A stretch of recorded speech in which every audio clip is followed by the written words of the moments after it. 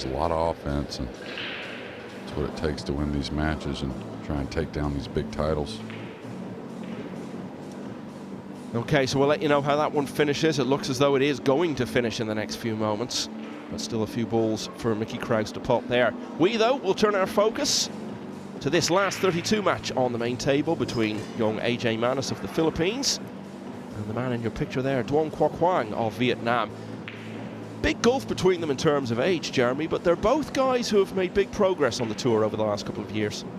Yeah, absolutely. I mean, AJ, a lot more limited time on tour, but has shown us a ton and shown the entire world a ton at such a young age. And Vietnam's best, who now has ball in hand, has been in some tight ones in this tournament. And don't you feel like, what I feel like anyways, is a little extra tension in this tournament? I know it's a big event, of course, the UK Open, the one you want to get, but we're missing a few players just for one reason or another, some medical stuff, some prior commitments, and you know, you kind of seem like maybe there's some players on a certain level that feel like this is a very good opportunity to make a deep run and maybe get somewhere where I could get that title.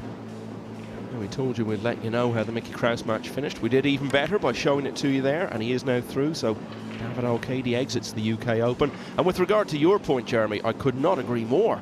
And it's a bit like last year when we got down to the final four and it wasn't the familiar names. You could feel the tension in the air on the final day. It was the opportunity of a lifetime for those guys, and some responded to it better than others. I think Petri Mäkinen actually really struggled with it. He was 2 matches away potentially from winning a major title, and it didn't happen for him on the day. Robbie Capita was the one who stood up best to it. And you know, it's not even just in terms of the chance for someone to come through and win it, but there must be guys looking at the draw and thinking, okay, these are all good players, but there's nobody really standing in my way of a quarter-final, semi-final run who I don't really feel the equal of. So absolutely, that creates its own pressure, and I think for some of these guys, that's the big test today and into tomorrow. How do they respond to having a big opportunity to really go deep in one of these events, an opportunity that they might not normally have? Meanwhile, the scratched break from Manis handed an opportunity to Duong here in the opening rack, and he's handling it very effectively so far. 37 years of age, so basically double the age of his opponent. Ranked number 26 in the world. Yeah, and still playing and improving at 37, and he knows this is a tricky shot. He's got to push forward, stunning across. Really not much of an option, or a percentage option anyways. Got a lot of power though. Good touch. You know, and you look at, do we have any of our semifinalists left from last year? Do we have any of those left? Well, Capito's gone, obviously. Fortunsky lost that hill. Yeah, Mäkinen didn't make it. It's gone. And, well, Labutus as well was the other one. So, very good point. Yeah, and, you know, Mäkinen, right, he was kind of getting back on the scene last year when he made that run. So that's a little more understandable. But you're going to see some that have been out here a while, and I think we're going to have 1 or 2 of those semifinalists we may not expect, and we'll see how they respond. Duong Quoc Hoang hasn't been to a big semi-final yet, but he's been in some big quarter-finals. In fact, he was in one earlier this year at the European Open. This afternoon, it's all about trying to claim a last 16 spot. And he's off to a decent start in that quest. AJ Manis scratched off the break and sat down for the rest of the rack. Duong Quoc Hoang leading 1-0. So, in the last 64 matches that are still going, Wang Hung Sang is 7-6 up on the former US Open runner-up, Max Lechner of Austria. Pong Nam Pham just needs a couple more to end the run of Salvador Garcia. It's 8-5 in that one.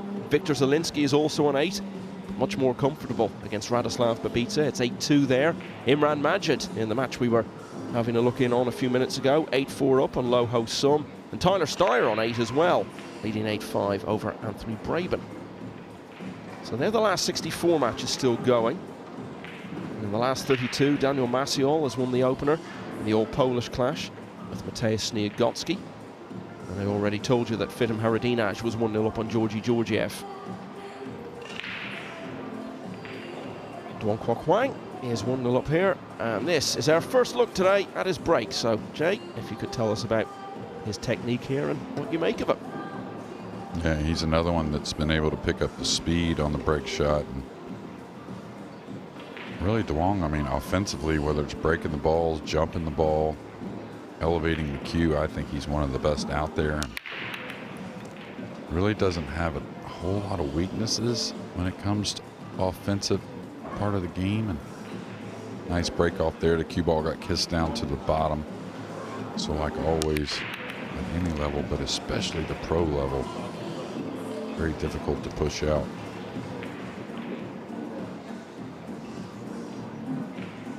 Looks like the 2 probably does go, but maybe not a full pocket. And one thing he does here, if he goes to the lower half of the table, which is probably the obvious choice, he needs to leave the bottom half of the cue ball here. If he just rolls out on the rail, I think he gets this back. He needs the cue ball off the cushion. And he didn't leave it much off the cushion, so at first glance, unless he's thinking of a combination on the 2-6, I think you got to pass this back, and you got to pass it back pretty easily. Teenager AJ Manis is 77th in the world rankings. I think if there are a few players you can point to and say they're going to go much higher than that over the years, he is certainly at the front of the queue. Surprised he's taking this. Now, he had more faith in hitting it that well than I would have had it myself, but held the cue ball nicely. Was trying to slide it behind the 6, but has left it very difficult. I don't think he has enough of the 2 for the make. And if not, he's got to play something subtle, you would think anyways. May run the cue ball back where he's at now. Nice, hit it super thin. So AJ's going to have a combination to get started. Got to predict where the cue ball and the 2 ball's going after that combination, but you figure he's going to attack.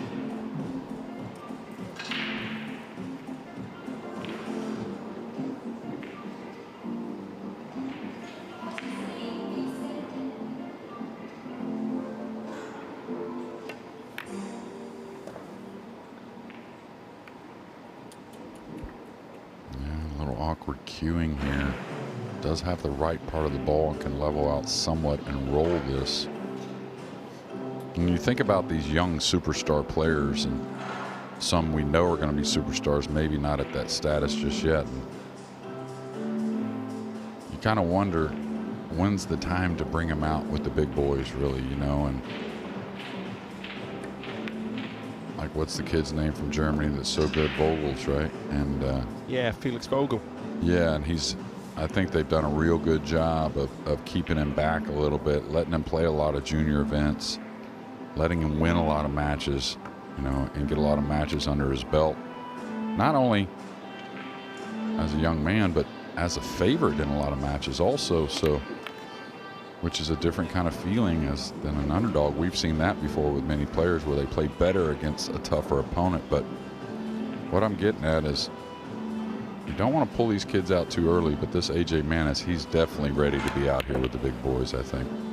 Yeah, and in any sport, you're always looking for new stars to come through. And when you pinpoint them, you're not just looking at their ability to play. It's everything else about them, the way they play, the style. And a little bit of unpredictability goes a long way. And I think Manis has got the full package in that regard. Yeah, absolutely. And, you know, didn't get to talk to him a ton there at the PLP, but seemed like a genuinely sharp young man, and a really good young man. And certainly a very good player. And he's levelled in the early stages of this match at 1-1. Yeah, it's the second matchroom event in a row they've actually played each other, because they met in the Premier League. Manis didn't get many wins that week, but he did get one against Duong, albeit it was race to 5, which is, well, literally half the target that they're aiming for here. Manis was involved in a great match earlier today. He's undefeated in the tournament. Beat Skylar Woodward in winners qualification. And then earlier, in a clash of youngsters, played Yannick Pongers of the Netherlands. A wonderful match, and he came through at 10-9. Yeah, the match against Woodward, they were both struggling a bit early on. then Manus gradually took control of things. Towards the end, really, Woodward was just hanging on, battling against himself, really. Wasn't playing well at all, but doing what he does, finding a way to keep the battle going.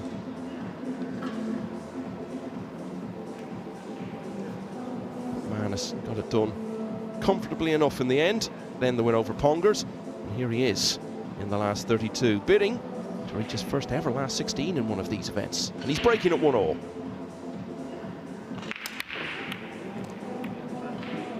Man, he's picked up the speed since the PLP also, and looking for a pocket on the threes. Got it in the side, making the 1 and the 2.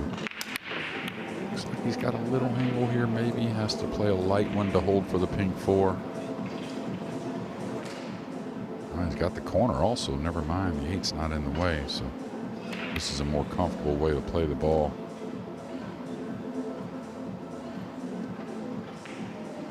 Again, another gorgeous day here in Telford. It's really awesome weather, and I would never say we hear complaints about the tables. You know, sometimes it's just comments, oh man, they're playing super tough, or, you know, maybe a hair bouncy because of this or that, but no complaints this week with the weather so perfect. I think you have very low expectations of English weather, Jay, which is not surprising, really. No, where no. you're from and the comparison. No, I've actually been lucky enough to spend a lot of time in England, and I love the summer. And just last year, I'm comparing it to, we had a ton of rain here in Telford last year, and it's just been, it's been really nice so far. And, you know, we play indoors, but I don't know. I just think it keeps the players in a better mood. Everyone feels better about things when the weather's so nice. Now, this shot got awfully odd from nowhere. This 7 is near the cushion, and he's very flat with the cue ball. So now he's got to hit this paper thin. I don't think he can afford left side spin. And the 9's a big ball as far as getting shape on that black 8. Yeah, I thought it was missable. He tried to attack with outside, and I don't think that was a big option, really. So a good opportunity has passed him by, and he had fancied Duong to retake the lead here. He has lost a match already this week. Duong was beaten in winners qualification by Radoslav Babica, but then came through by seeing off Masato Yoshioka, the Japanese World Cup player, and had a real battle earlier today against Dean Shields from Manchester, who of course beat him in his home country at the Hanoi Open back in October, 10-8. And it was the other way around this time. Duong coming through 10-8, and here he is in the last 32. And perhaps unexpectedly, given the position Manus was in a few shots ago, it's Duong leading once again at 2-1. Still some places in this last 32 round to be settled. And the match is still going on. Max Lechner and Wang Hung Sang are level at 7-all. Pong Nam Pam 8-6 up on Salvador Garcia. Victor Zielinski just needs one more in the all-Polish clash with Radoslav Babica. That one is 9-2. Imran Majid on the hill as well at 9-4 over Lo Ho Sum. Tyler Steyer in a strong position against Anthony Braben at 8-5. So they're all in the last 64. And in this last 32 round, 1-all now in the match between Fitim Haridinaj and Georgi Georgiev. Daniel Maciol looking to back up his great run in Sarajevo and going well. 2-0 in front against Matej Sniagotsky. Claudio Cacci and Alexa Pechelj are just contesting their opening rack over on table 2. So we return to the main table just in time to see Duong breaking off in rack 4.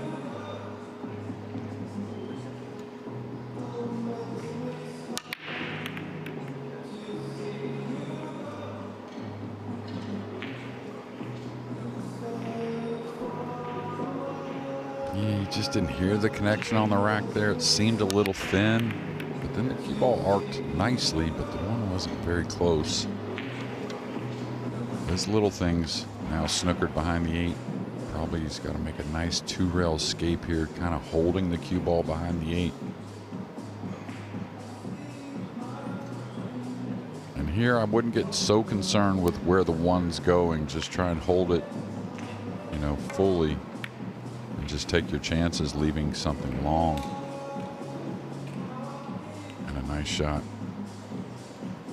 You know, just going through the scores there, I was thinking about something you said a few minutes ago. You were talking about players who seem to play better when they come up against better players. And a prime example of that, someone I mentioned there, Ho Sum. You look at the list of top players that he's beaten in big events over the last number of years, but then very often he ends up going out of an event against someone you might give him a better chance against. Yeah, he kind of introduced himself to all of us by beating a lot of those players you're talking about and making some runs early in his career here on tour. And talked about yesterday, got a little quiet for maybe a year or so, but I think he's back and he's better. And a great shot there with the jump cue. And what I was talking about earlier, there's players you don't necessarily list as the best jumpers, but when they're in match play, they seem to get better. Skylar Woodward is one of those guys. I think Jason Shaw is certainly one, and Duong, I think, makes a lot of big jump shots at big moments. And you wonder what's the difference, Michael. I mean, that Scottish Open last year, that was an incredible field just like it was this year, and Duong took that down. And that kind of field are the type of players you got to beat once you get to this final 64 to win these majors. And you wonder what holds some players back at times where they can win one of those smaller ranking events, even though a tough field compared to one of these majors. Yeah, he was back in Glasgow last week to defend that Scottish Open title. He got to winner's qualification, lost Hill to Eklund Kachi, and then beaten by Riku Rompainen in loser's qualification. But that's not quite as early an exit as it will be in one of these events, because it was only a 16-man single elimination phase. He's also been a semi-finalist recently in one of the smaller ranking events in Helsinki in Finland, beating hometown favourite Petri Mäkinen, or rather losing to Mäkinen, sorry, in that semi-final. All right, he's going to draw the ball here.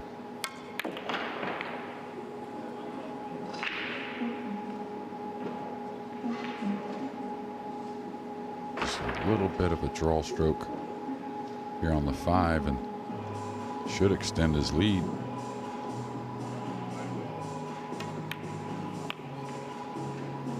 And looks to be playing well early on.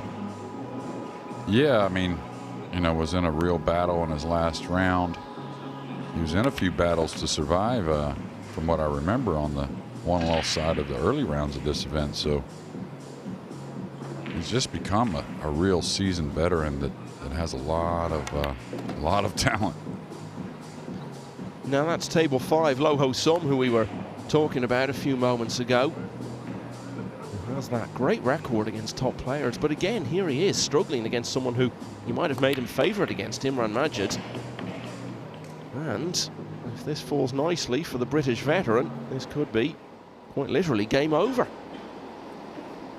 Yeah, you know, there's not much of the field you can afford misses, open misses as well, especially in the single elimination rounds. And Imran, we've seen him in this position before. Seems like when he makes that single elimination, he does really well.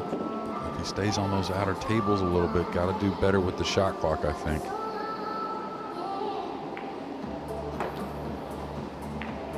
Oh, that's going to hurt. And one thing good for Imran, though, he said he played an unbelievably good match to get into this final 64. So you kind of lean on that a little bit. I remember talking to him a number of times over the last few years, because he's joined us in commentary on several occasions, and you would think at his age, sometimes you hear players saying, I'm just still out here because I enjoy competing and I'm looking to pick up results wherever I can. He doesn't see himself in that way at all. He still sees himself, even as one of the oldest guys out here, as someone who can compete and go very deep in these events. Well, I think he definitely has the game to win matches, and if you have the game to win matches, you can put it together to win a tournament. And I think having that experience, he knows how 9-ball can roll as long as you stay confident and you're prepared. Keeping on top of that and all the other matches going on back here on the main table, Duong off to a very good start.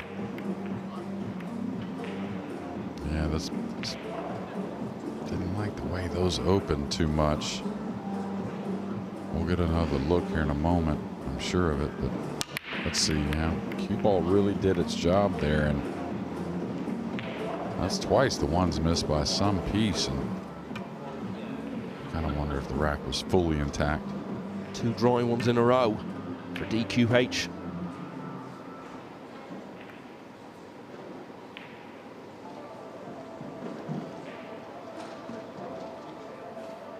So it's not the first time Manus has made it to the last 32 of a Matchroom Major. He beat Marvin Assis in the last 64 of the Hanoi Open last year to get through to the last 32, and almost went further. He was involved in a wonderful match against Carlo Biado, only went down 10-9.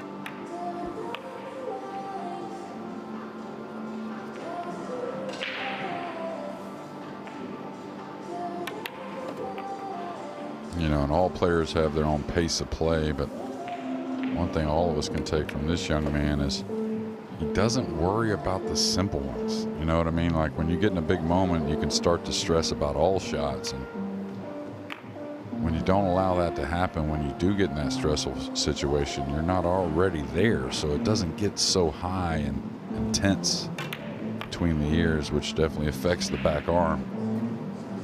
Yeah, and he's got that youthful sense of not really having any major battle scars in his past, and yeah, it's reflected in his manner around the table and the way he plays, and well, that's managed to stay up, so this should be a very quick rack. Duong not getting away with the dry break this time. AJ Manus closes to 1 behind at 3-2. Let's look in on table 3. Ona Suto, who won a couple of the smaller ranking events already in 2025 and joined us in the booth for a while earlier this afternoon. And now he's back to the day job against the very experienced Austrian Mario He, and this is level at 1-all. And Suto keeps doing well in those smaller ranking events, JJ, and he's also very adept at getting through the early rounds of these tournaments, but it's time now to really go deep in one of these majors. Yeah, absolutely, but you know, he's doing it, you know, the correct way, or the way that makes sense, I think, for most people anyways. It takes a little bit. You got to build, got to have some of those tough losses that, you know, kind of sting at the moment, but you don't realize how much good they do for you. And yeah, I agree though. He's now in position to where he's just attacking what's in front of him. And you keep doing that, you never know how far you go, and you may hoist that title. We always group him with Delgado, of course, because we have the 2 giants from Spain, FSR and Alcaide, and then it's Suto and Delgado are sort of the next level of Spanish players. A few years ago, Delgado looked the more likely because he had that great run in the European Open, got to the semis there, and actually was only a few racks away from getting to the final. But Suto has really overtaken Delgado in more recent times. Certainly no shortage of young talent in the Philippines. This man at the forefront of that wave. He's back to only 1 behind here as he breaks in rack 6.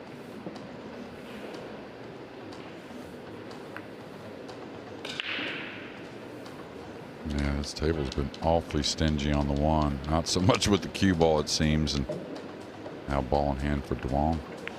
It's really been just a break shot to slow these 2 down at all really. They've both been really on point past the break. Yeah, 3 breaks from Manus so far in the match. He's scratched off 2 of them. Yeah, and as far as Comino and Delgado, of course, Delgado, a great player and super steady, very smart player. But I always felt like Comino had, of course, being younger and whatnot and still trying to figure things out, I always felt like he had a little bigger upside than Delgado, a little more power, could break the balls a little better.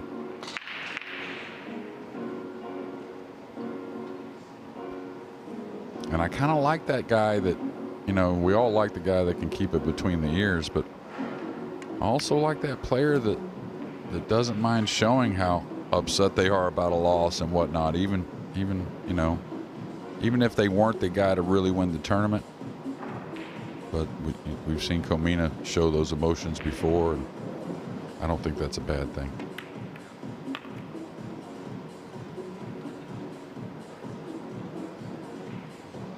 Yeah, he's been known as Honasuto Camino, but I think he said last year he just wants to be known as Suto now. Okay. Yeah, they have a different thing with names in Spain. It's something to do with the names of both of the families that you've come from, both your parents. Anyway, we know who we're talking about.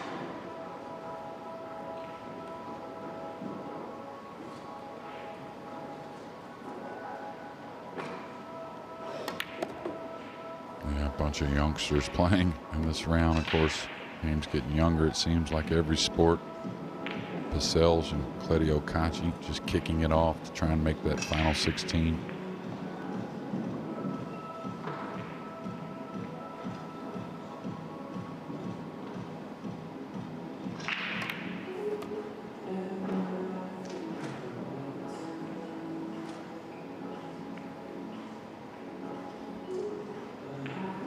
You know, both of these guys in different ways make it look really easy, don't they? Manus just glides around the table, and Duong sort of ambles around the place a little bit, almost like he's not really even thinking about what he's doing.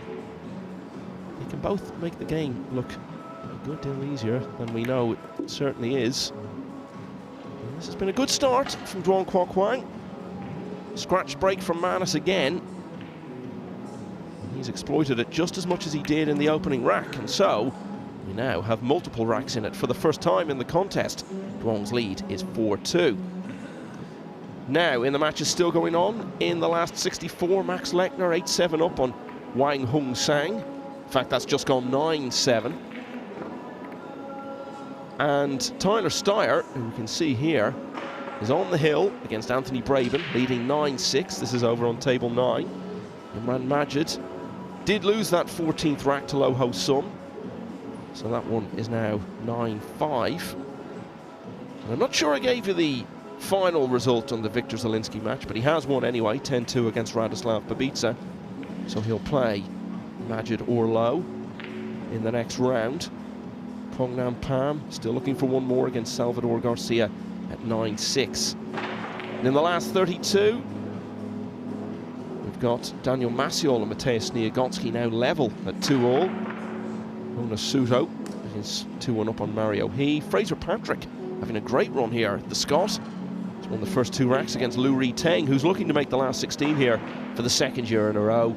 And Bulgaria's Georgi Georgiev looking to break new ground as well by making the final 16 and going well with a 3-1 lead over Vitim Haradinaj.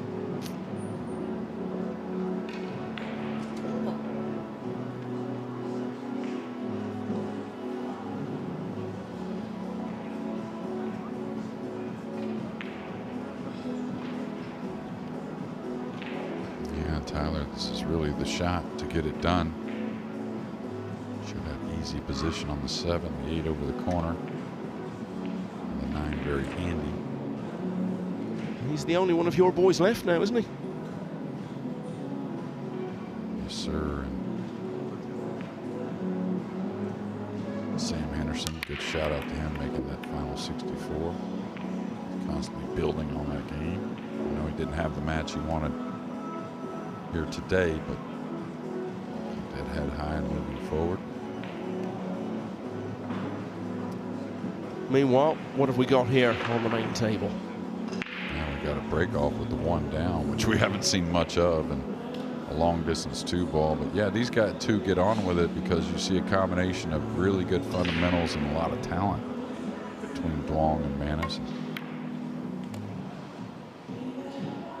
I don't know if there's been a safety played in this match yet, Michael. I think maybe one after that push out from Manus. That's about it. It's certainly been very appealing, attractive fare so far. Tyler Steyer then with this 9 to get into the last 32 of the UK Open. He's beaten Braben by 10 racks to 6. Now faces a very interesting clash with the tournament favourite Joshua Filler. Yeah, and hats off to Tyler. A lot of people will say this or say that, but you know, he's had some struggles in this tournament, and big struggles, and to climb back from that and keep persevering, that's going to do him well, trying to overtake a guy that doesn't seem like there's a mistake in him at the moment, Joshua Filler, but we'll see how it unfolds. Steyer's one of those guys who, if he was playing team sports, he'd be a fan favourite, because you know he's always going to go out there, give a really honest performance, 100%, and it just means so much to him. Yeah, and he's, you know, in a team sport, especially a pro sport, there's players that always get questioned. Oh, why are they starting? Why are they on the team? Why are they such, you know, heavily paid?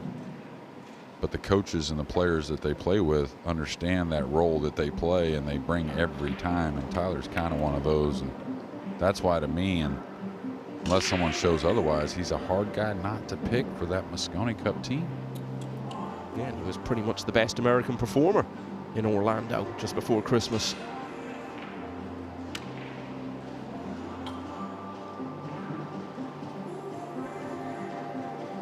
Boy, he got odd here. Can he get enough on it to move the cue ball out? Oh, sweet stroke. Elevated over the 9. That one will make you feel good.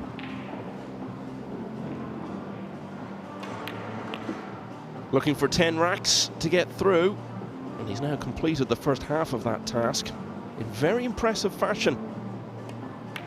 And with his first break and run, indeed the first break and run from either player, Duong goes 3 clear at 5-2. Lo Ho Sum's got another one back against Imran Majid. That one is now 9-6. That's in the last 64. In the last 32, on table 2, this is Honasuto looking to go a couple clear of Mario He. Table 3, excuse me. On table 2, it's Alexa Pichelge and Claudio Caci. And Serbia's Pichelge has won the opener there.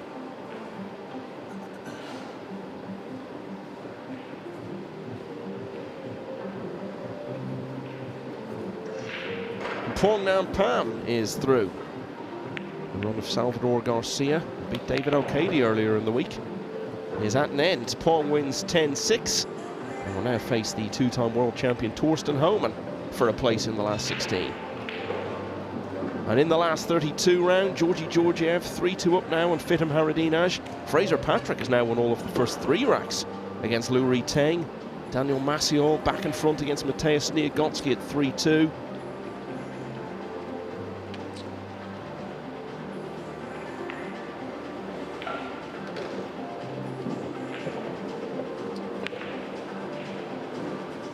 Winner of this one will play the winner of that Maciol-Sniagotsky match. And the fight back continues for Lo Ho Sum. He's pulled another one back, so the pressure really on Imran Majid now, because that one is back to 9-7. Nobody seems to be playing better right now than Duong Quoc Hoang. He's looking very good. Break and run in the previous rack. He starts us off again, leading 5-2.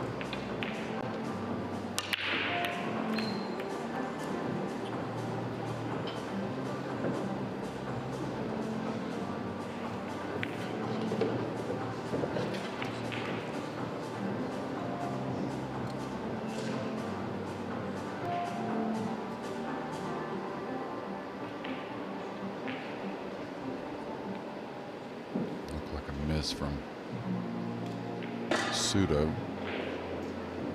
Yeah, we talk about all these young players, right? And you look at a guy like Mario He, who hasn't taken down one of these major titles.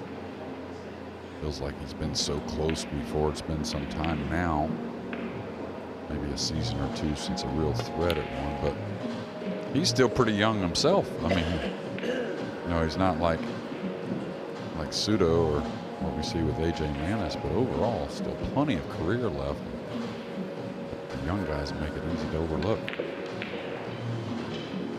Yeah, it went so close to a place in the World Championship final in Poland the year before last.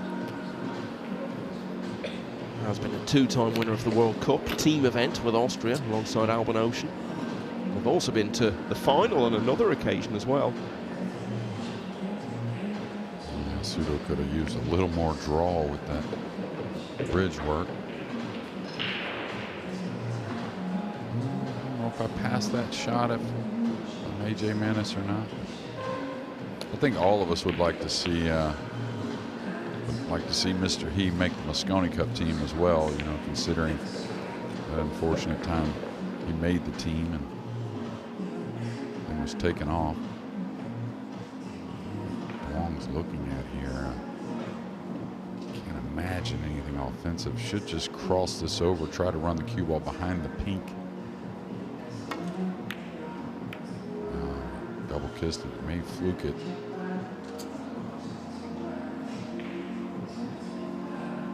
And you have to understand that cross bank. If you hit it firm, harder to beat the double kiss. You kind of got to smooth the ball back down the table.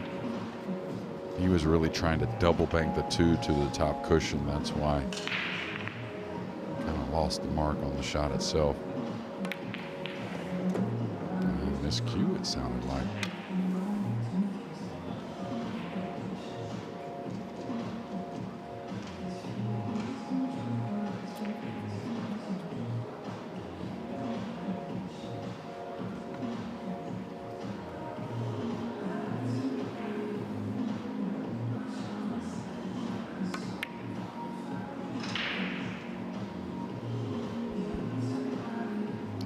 Gap at the 3 here. Definitely has a piece of it. Again, one of the best with the jump cue, I think. At least when it comes to making the ball, I think FSR and a few of those other guys have advanced it even further with the tactical side with the jump cue. But when it comes to just knocking them in, and he doesn't have the short one in his hand, so may have a direct look.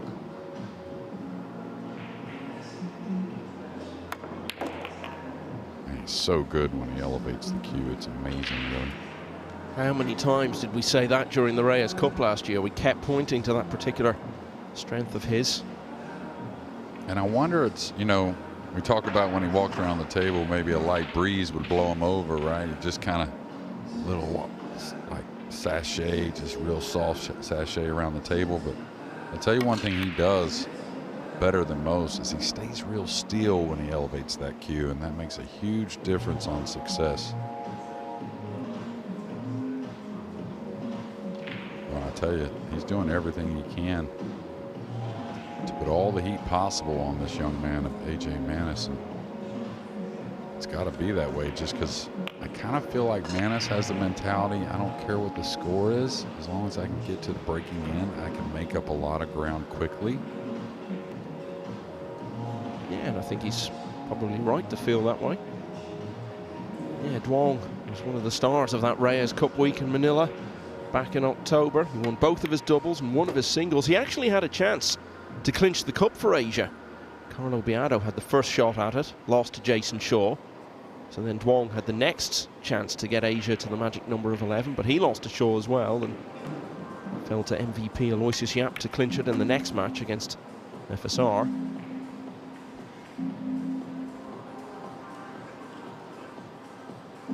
Yeah, but early in that tournament, I feel like Team Asia kind of corralling around this man at the table right now had a big part on them coming together as a team, especially after losing that first match, that team match with such a big lead. I think the camaraderie they showed for this man here really helped that team to an easy win. Yeah, they were 4-0 up in that opening team match. Europe came back to win 5-4, but that in no way set the tone for what followed. And here at the UK Open, Duong is very much in control. 3 racks in a row he's won now. From 3-2, he's pulled away to 6-2.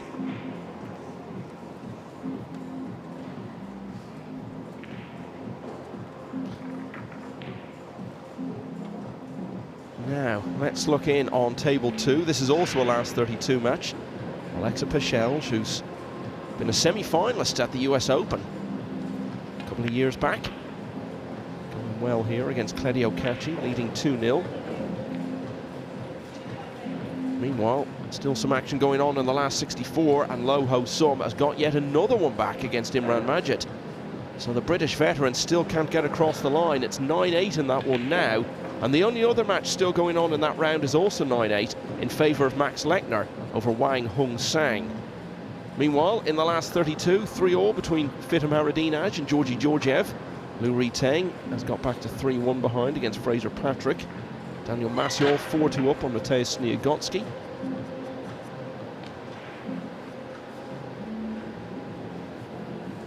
Yeah, you can see this was after the break. It was a push out. Close quarters here, so you're figuring to take this on. I'm not sure exactly what his options are there. But Duong got the one down on his last. Nice. I think figured out the speed a little better, and he's going to get a look at the blue too, and a good look it is. Very natural position to come up for the 3, so this lead could get extended.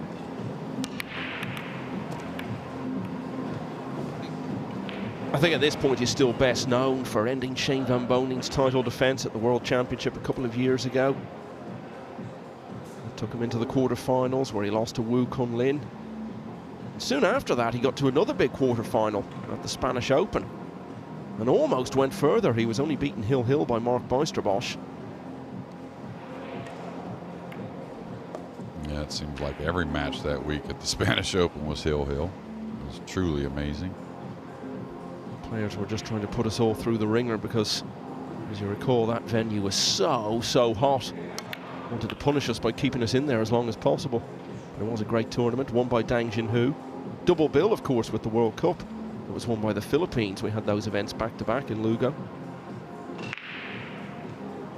Yeah, I tell you, those events, and Lugo was a beautiful city. I mean, just, it was easy to stay there anyways, but sometimes you have back-to-back events that can kind of linger. But the events themselves and the way the players played made those 2 weeks go by a little quick. All right, a little off angle here, falling towards the 7 a bit. He's got that real, kind of soft hands, that really good touch. Can he hold the ball here? Does he have to power up a little? Maybe go forward or maybe slide over? This angle shows us he's got even more going towards the 7. That's just a beautiful shot. You talk about one that us pool players know that'll make you feel good going with that top end side there. 7 does pass the 8, so no real issues. Yeah, he had those couple of quarter-finals year before last, but didn't really build on it last year. In fact, he only made it to this last 32 stage once in one of these matchroom events in 2024 and didn't go any further. That was at the US Open. SVB actually ended his run there. But he's already at a quarter-final this year at the European Open. On this form, who's to say what he might do here in Telford this week, because he's playing really well, and with his second break and run in the last 3 racks, Duong has pushed his lead out to 7-2. Don't think we saw this coming. No, especially the way AJ has looked and the way he's looked to start this match.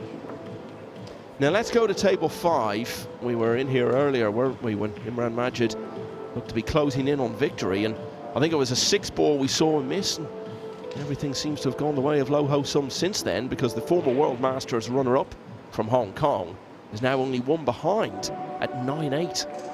Majid starting to sweat a bit here.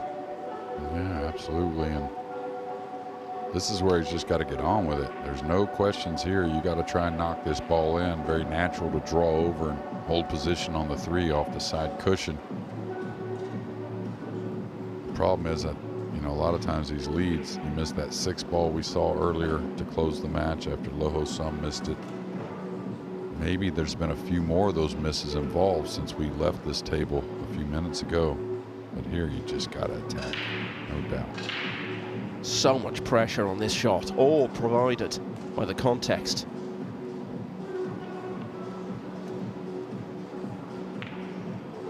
Oh, that is real quality. That is absolute class. And has he got his reward? I think he's on the 3. Yeah, he definitely has a rail first if he doesn't have the 3, but I think he's okay. Back to the main table where it's all very different. Duong in total control.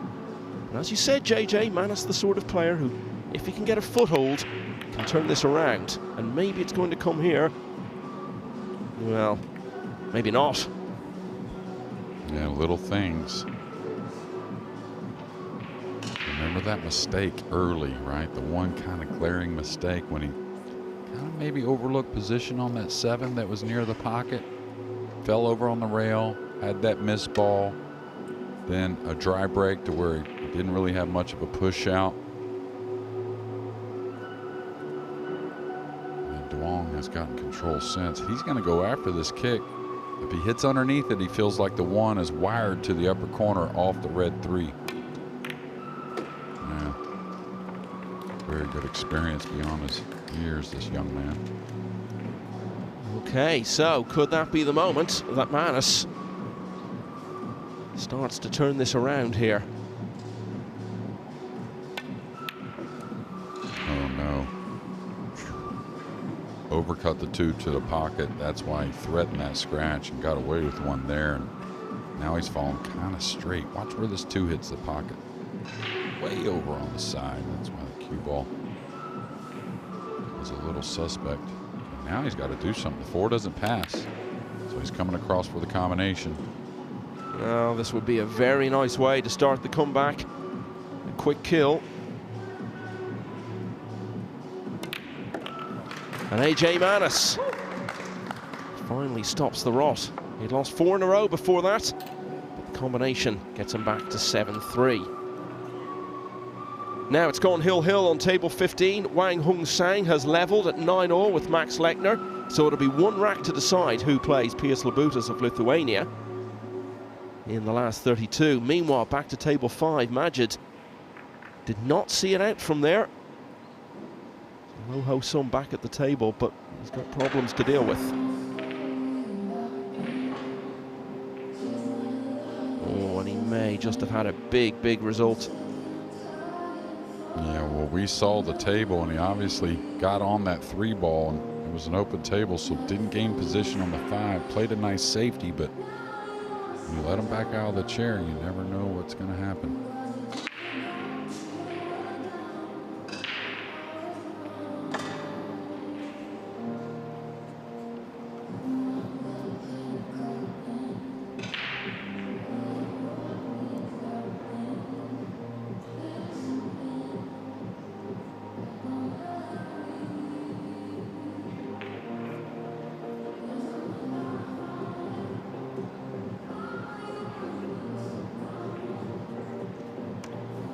Majid, as I was saying, still a very capable player. Saw him go deep at the US Open. The 1 year it was in Las Vegas. He's been very adept at getting through the early rounds of these events in recent times.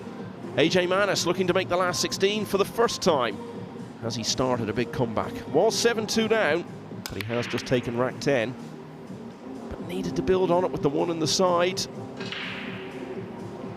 I hate to say it, Michael, I don't think these guys are getting the racks consistent from one to the next. 9 pushed out that time. Well, it stayed there actually, but you just hear the rack a little bit. Seems a little different each time. And I think he's got to look at the 1 in the side, and if he does, it's natural to get on the 2.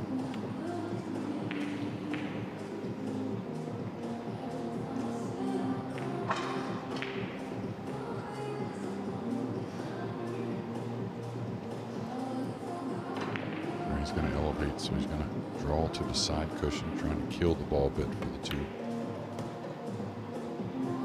Wants to fall here underneath it. Way has an angle to get up on the 3. It's up the table. Kind of an awkward angle. Can he stun by the 6 and get all the way down? I'm not sure. May have to draw this ball. Okay, looks like he's just going to stun. I think he'll get it. You always do when you're playing well. Yeah, he may have to play for another bump, maybe kind of drawing towards the pink.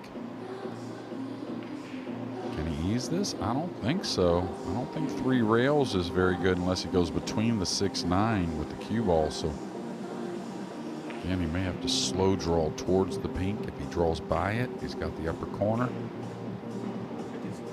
Now looking at it even more, I think it's too thin even for that option. So we'll see. Is he going to go between the 6-9, 3 rails to the center of the table? It actually lays pretty decent. Like this. Speed control's very ideal. Not getting too thin, but also holding the angle to come out for the purple.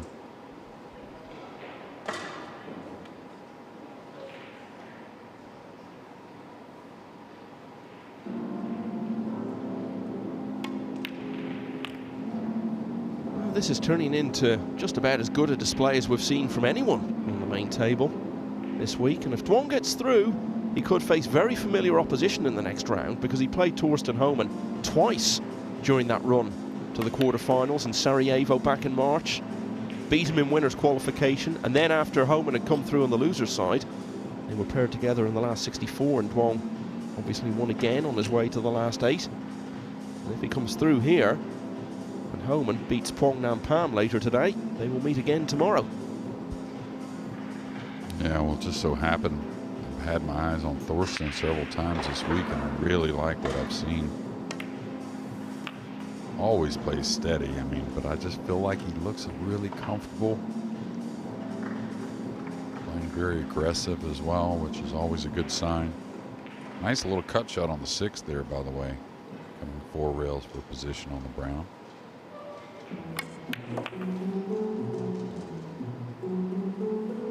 Just needs not let something simple get away.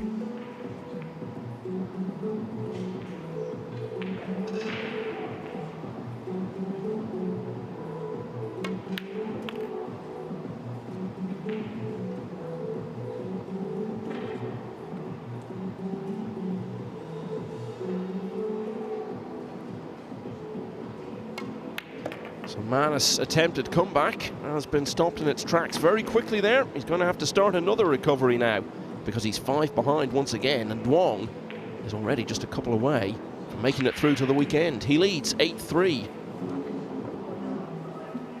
Let's get back to table 5 and all the drama there. This is the match where Majid has been on the hill for what seems like an eternity now. But now only leading Loh Ho Sum 9-8.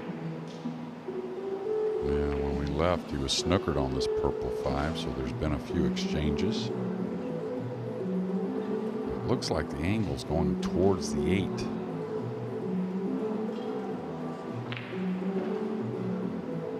So, looks to me he may have to draw this cue ball to the side cushion with some spin to kind of run towards the 6 off a couple rails.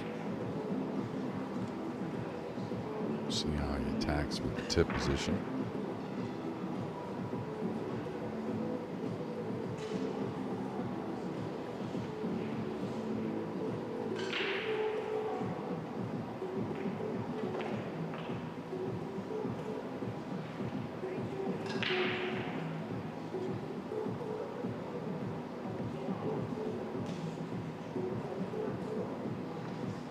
Yeah, he's going to go towards that right long rail, I think. Just kind of took the shot. I thought he might add some left spin and kind of let the cue ball run off that rail and come a little closer to the 6.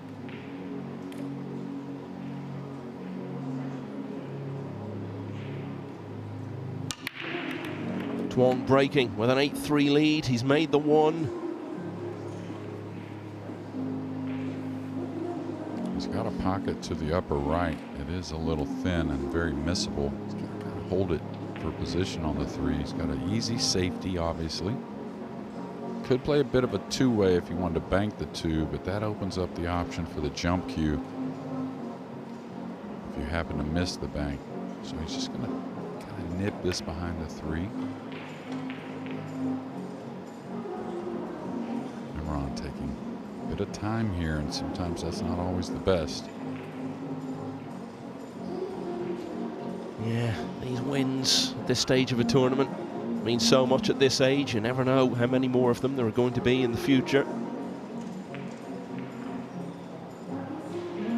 On the flip side, of course, it will be so hard to take if he loses from the position he was in.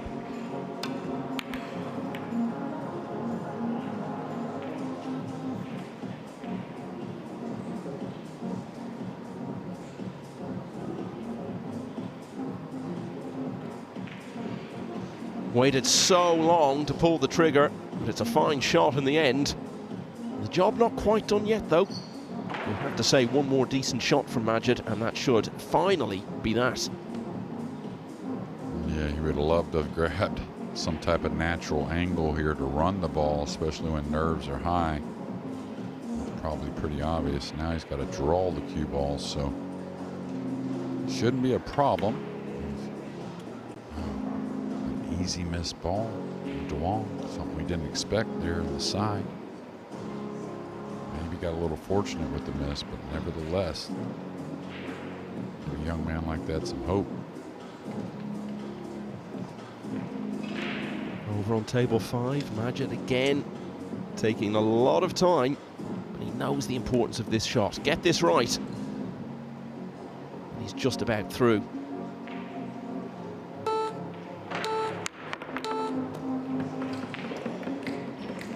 Watch out for the 9. If it clips the 9 the wrong way, it has not, so he should be okay. Had to gamble a little bit, but he got there. And credit to Majid, his 52-year-old nerves have been put through the ringer over the last half hour or so, but they stood up well there. And now it's a fairly straightforward 8 and 9. To claim the last 32 spot here in his home open. And he's going to get this 8 and 9. And tell you what else he needs to do. He needs to probably get a little rest as much as he can. It may not be long before he's back at it, but another match to play today. So Imran Majid finally gets the better of Lo Ho Sum by 10 racks to 8. So the two Hong Kong players who made it through to single elimination, both now been eliminated following the defeat earlier today for defending champion Robbie Capito. A huge shot there from Duong, especially after missing a pretty easy 2-ball, especially for him and how he's playing, to roll that 3 in. After making that miss, a lot of players easy to maybe want to draw that, make the make a little easier, a little more comfortable. But I think he's okay. 5 does go in the upper corner. Or maybe use the hair more angle. That way the cue ball gets a little more right at the 8. So it should be all right. Well, I wouldn't want to have to play this on the side if I don't have to.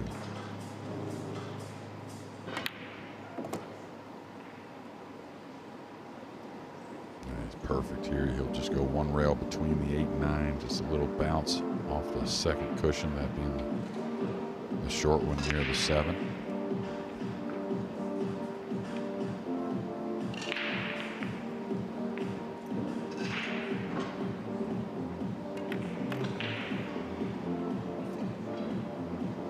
So as I said, two players who've really made a name for themselves to one extent or another on the World 9-Ball Tour over the last couple of years. We're all looking at this and expecting a close one. Not looking so likely now.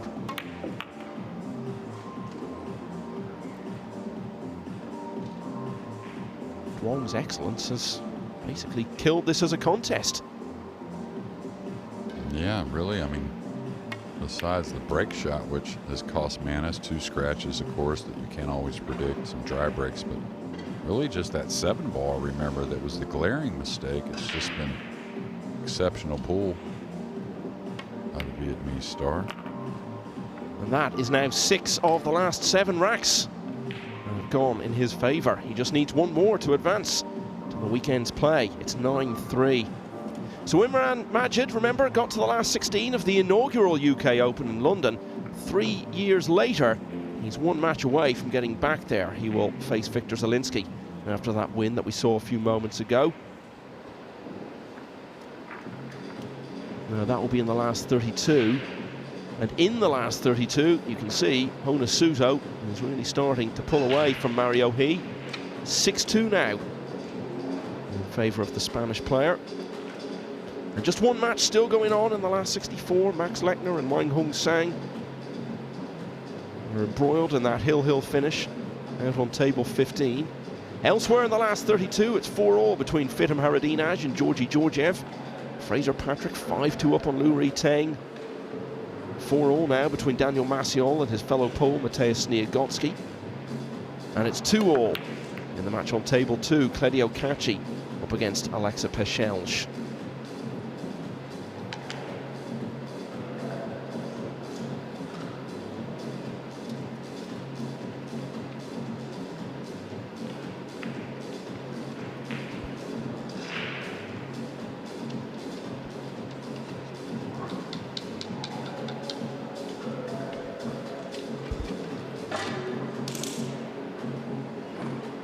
So as Suto sizes that up, we go back to the main table, where Duong begins the rack, which may well take him through to the last 16.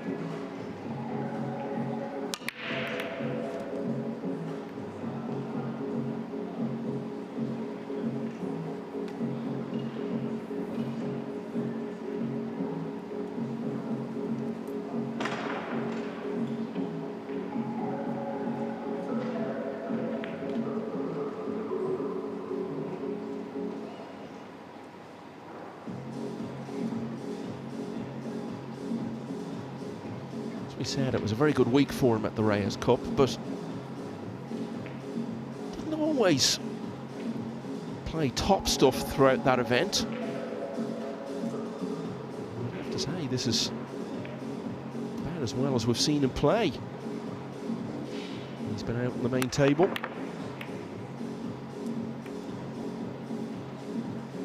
Yeah, there hasn't been many mistakes, and it's hard to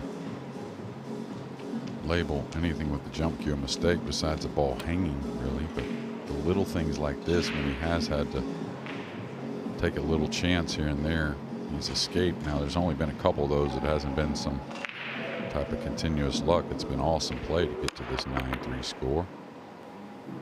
And in return, this is what AJ has given up, you know, when he has had a few misses. Well, it's going to be very disappointing for Manus if it all ends here. The second time he's made it to the last 32. We expect him to go much, much further on many occasions in the years to come. But it's just not happened for him here. Duong Quoc Hoang has just basically controlled the match. Yeah, we've had a few scores like this today, but not many that have been really sideways. That just tells you how great all the players are playing, and really takes some type of performance and maybe a hair of fortune at the right time. Ooh, okay, got it down. He finally missed the ball, but it's just been exceptional pull from Duong. And as Duong closes in on a place in the last 16, the last remaining last 64 match has just been completed. Max Lechner winning that hill finish against Wang Hung Sang. Lechner, another player who has yet to win one of these big matchroom titles, and very close at the US Open 2.5 years ago. He's through to the last 32, but a tough one for him against Pius Labutus, who was a semi-finalist here in Telford last year.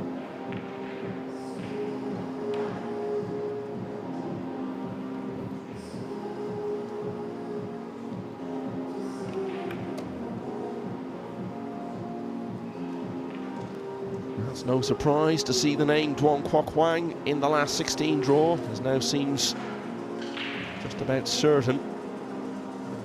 He's been further in the past, quarter-finalist at the World Championship in 23, the Spanish Open in 23, the European Open already this year. But perhaps the way he's playing here, the ambition may be for something even bigger here in Telford this weekend.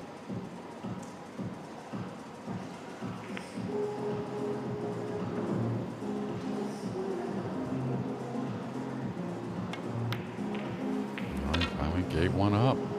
Didn't expect it there, but it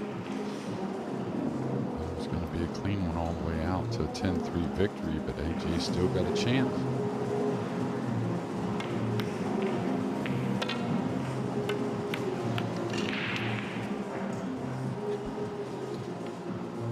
Just as we were beginning to pen the last rites for this match, Manus looks as though he's going to extend it here. Duong has done very little wrong in this match. He did something wrong there, though, and he's paid the price for it. So, Manus keeps it going. It's 9-4. Fraser Patrick now leading 6-2 against Lu Ri Teng. It's 4-all between Fitim Haradinaj and Georgi Georgiev. The winners of those two matches will play each other in the last 16 tomorrow. Jonas Suto leading 6-2. In fact, it's just gone 7-2 against Mario He. Mateusz Sniegocki has just gone 5-4 up on Daniel Maciol. And Claudio Cacci leading Alexa Pechelj 3-2. So many big events to come over the next few months, but really, as an occasion, there's nothing bigger than this. The Moscone Cup returning to North London at Alexandra Palace in its traditional pre-Christmas slot. All begins on the 3rd of December. Tickets on general sale now. Europe will be looking to make it 6 in a row. Closing in on matching that 8 in a row they had between 2010 and 2017. It really has become the home of the Moscone on this side of the Atlantic. There was that one year, of course, when we decamped to Coventry because of the COVID situation. But every second year now, Alexandra Palace welcomes the Moscone Cup. The USA will be there, trying to snap that long European sequence.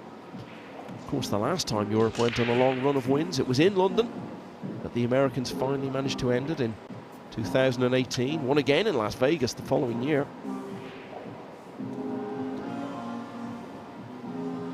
A couple of hours north of there, here in Telford, it's all about the UK Open this week. AJ Manis is battling to stay in it.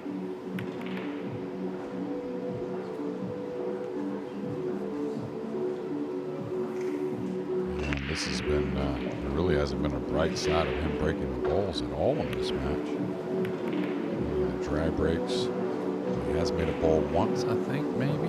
Yeah, well, made a couple of balls in rack 3, but his 4 other breaks, 2 of them scratched and the other 2 dry, so that's never going to be good enough.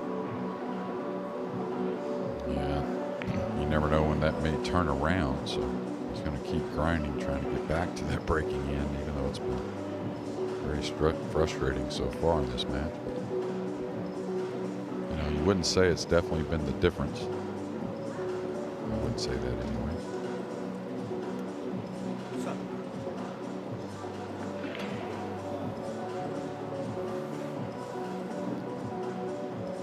Pushing out to some type of real first shot. Probably a kick and stick. This is one of the more awkward angles to attack with some type of kick shot with the draw stroke. Hard to get enough speed on the one a lot of times. Not doing real well unless he catches the point. Yeah, just a little light. May have cut him off the making angle on the one, though. It's very close.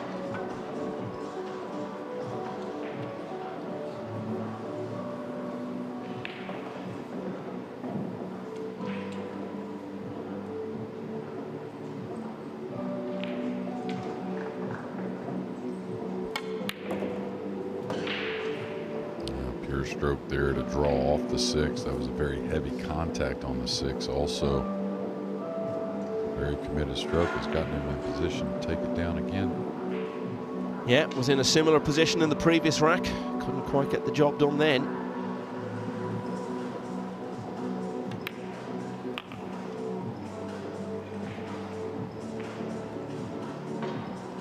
Pool is just massive in Vietnam.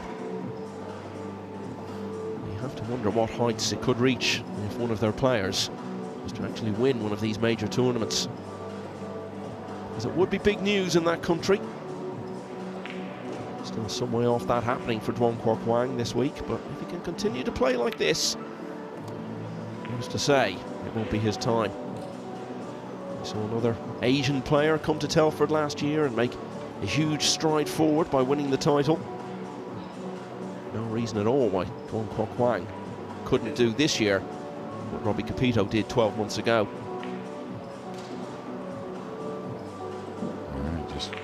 Task really here on the 4. 2 rails for the 5. Is that enough speed? It's got to go a little bit. Yes, it is. The right-hander should be able to reach that and therefore kill the cue ball for the brown 7.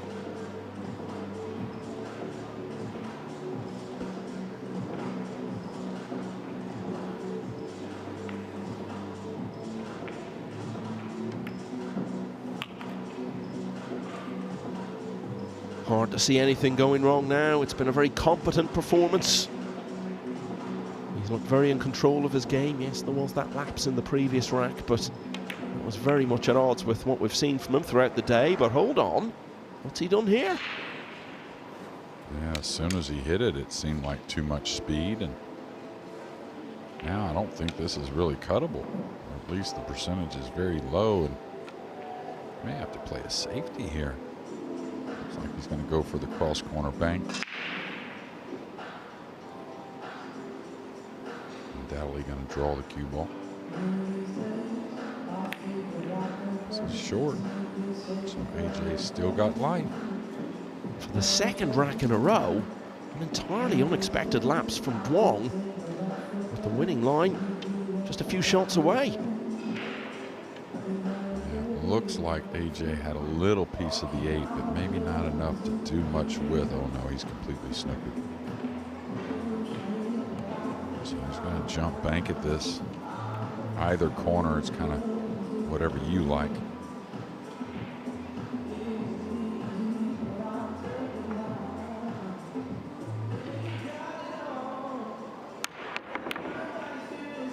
It's going to hold up.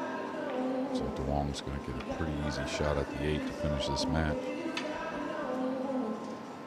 Already passed up 2 good opportunities to see this out. Well, as I said, I think we expected a close one here, and it looked as though we were going to get it when Manus was only 1 behind at 3-2. But despite those late lapses, you would have to say that since then, Duong really has overall been excellent. Friday at these events is all about claiming one of those coveted last 16 spots, and the first of them has gone to Duong Quoc Hoang. He defeats AJ Manus by 10 racks to 4. He's through to the last 16 of the UK Open. So a fine performance from Vietnam's Reyes Cup hero.